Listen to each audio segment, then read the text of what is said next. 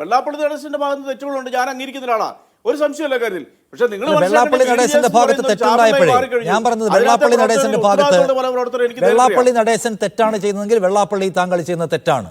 Vellappally താങ്കളല്ല SNDP, Vellappally താങ്കളല്ല ഗുരുവിന്റെ വിശ്വാസധാരയുടെ ആൾ എന്ന് പറയാൻ ആംബിയർ ഉണ്ടായിരുന്ന കാലം ഉണ്ടായിരുന്നു CPM-ന്. ഈ വെള്ളാപ്പള്ളിയെ അങ്ങോട്ട് മാറ്റി നിർത്തി വിമർശിച്ചിട്ടുണ്ട് കൊണ്ടാണ് VS അച്യുതാനന്ദന്റെ രാഷ്ട്രീയം അവസാനിപ്പിച്ചു പോയത്. VS അച്യുതാനന്ദനെ ഒരു വോട്ട് കുറഞ്ഞിട്ടില്ല, ജനവിശ്വാസത്തിന്റെ ഒരു കുറവുണ്ടായില്ല. അദ്ദേഹം മരിച്ചു പോയപ്പോൾ ലക്ഷക്കണക്കിന് മനുഷ്യർ തെരുവിൽ കാത്തു നിന്നു VS-നെ കാണാൻ. വെള്ളാപ്പള്ളിയെ വിമർശിച്ചുകൊണ്ട് കമ്മ്യൂണിസ്റ്റുകാരനായ VS-ന് ഒന്നും സംഭവിച്ചിട്ടില്ല. പക്ഷേ VS പോയപ്പോൾ വെള്ളാപ്പള്ളി ഇല്ലെങ്കിൽ ഈഴവ സമുദായം ഇല്ല എന്ന മട്ടിലാണ് CPM കാര്യങ്ങളെ കാണുന്നത്.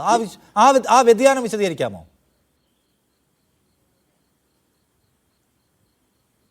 അല്ല, അതിന് നിങ്ങൾ ബഹുമാനപ്പെട്ട VS-നെ മാത്രം എന്തിനാണ് നിങ്ങൾ അതിനകത്ത് കോട്ട് ചെയ്യുന്നത്? ബഹുമാനപ്പെട്ട പിണറായി വിജയൻ അദ്ദേഹത്തെ കുറിച്ച് പറഞ്ഞ വളരെ പ്രശസ്തമായൊരു കമന്റ് ഉണ്ട്. എന്താ പറഞ്ഞത്? മാൻഹോളിൽ നൗഷാദ് എന്ന് പറഞ്ഞത് മനുഷ്യസ്നേഹി മരണമടഞ്ഞപ്പോൾ ഇദ്ദേഹം പറഞ്ഞ കേരളത്തിൽ ഒരിക്കലും അംഗീകരിക്കാൻ പറ്റാത്ത കാര്യങ്ങൾക്ക് പിണറായി വിജയൻ ശക്തമായ മറുപടി കൊടുത്തില്ലേ? കേരള തൊഗാഡിയ എന്നാണ് ഞങ്ങൾക്ക് എന്ത് ചെയ്യാൻ പറ്റും? കേരള തൊഗാഡിയ എന്നാണ് അന്ന് വിളിച്ചത്. ആ സംഘടന അന്ന് കേരള തൊഗാഡിയ എന്ന് വിളിച്ചതിന് ശേഷവും CPM ഈ നാട്ടിൽ ഒലിച്ചു പോയില്ലല്ലോ. എന്നിട്ട് ഇപ്പൊ എന്തിനാണ് ഈ കെട്ടിപ്പിടിക്കുന്നത്? അന്നില്ലാത്ത ഭയപ്പാട് ഇപ്പോൾ എന്തിനാണ്? ഈ വെള്ളാപ്പള്ളി നടേശൻ ഈ മൈക്രോ ഫിനാൻസിന്റെ പേരിൽ പാവപ്പെട്ട ഈഴവരെ കൊള്ളയടിച്ച ആളാണെന്ന് തെളിവുകൾ കേരളത്തിന് മുമ്പിലേക്ക് കൊണ്ടുവന്നില്ലേ VS അച്യുതാനന്ദൻ?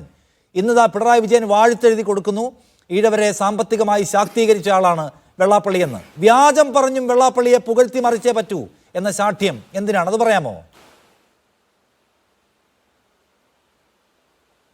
അല്ല, നിഷാദ് എന്തിനാണ് ഇതിനകത്ത് വിഷമിക്കുന്നത്? കഴിഞ്ഞ 30 വർഷമായിട്ട് ആ പ്രസ്ഥാനത്തിന് തലപ്പത്തിരിക്കുന്ന വെള്ളാപ്പള്ളി നടേശൻ ഏതെങ്കിലും നീവരമായ കോടതിയിൽ പോയിട്ടുണ്ട്? അദ്ദേഹത്തിന് ആ പാർട്ടി ആ സംഘടന തിരഞ്ഞെടുക്കുന്നു, അത് ഞങ്ങൾക്ക് തന്നെ ചെയ്യാൻ പറ്റും.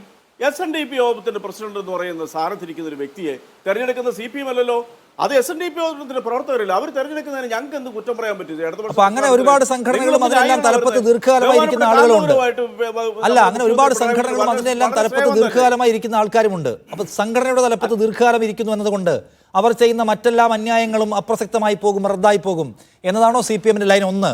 രണ്ടാമത്തേത്, അങ്ങനെ സംഘടനയുടെ തലപ്പത്തിരിക്കുന്ന ആൾ നിശ്ചയമായും ഒരു ആദരം അർഹിക്കുന്നു, അതുകൊണ്ട് വിമർശിക്കാൻ പാടില്ല എന്ന നില എക്കാലത്തും വെള്ളാപ്പള്ളിയിൽ എടുത്തിട്ടുമില്ല. പക്ഷെ ഇപ്പോൾ എടുക്കുകയാണ്. ഇപ്പോൾ എടുക്കുന്ന പറയാൻ നമുക്കറിയാം, മോദി റജീം 10 വർഷം പൂർത്തിയാക്കിയ കാലമാണ്. എന്താണ് ഇന്ത്യയിലെ സാഹചര്യം നമുക്കറിയാം.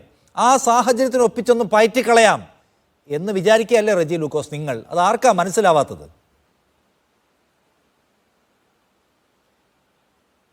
അത് നിങ്ങളുടെ ഒരു വക്രീകരണമാണ്. കാരണം എന്താ അറിയോ, കഴിഞ്ഞ ഒരു 3-4 മാസമായിട്ട് അപ്രതീക്ഷിതമായിട്ട് ഇടതുപക്ഷത്തോടൊപ്പം ചേരുമെന്ന് പ്രതീക്ഷിക്കാത്ത സംഘടനകളും നേതാക്കന്മാരും പ്രസ്ഥാനങ്ങളും ഒക്കെ ഇടതുപക്ഷത്തോടൊപ്പം ചേരുന്നു.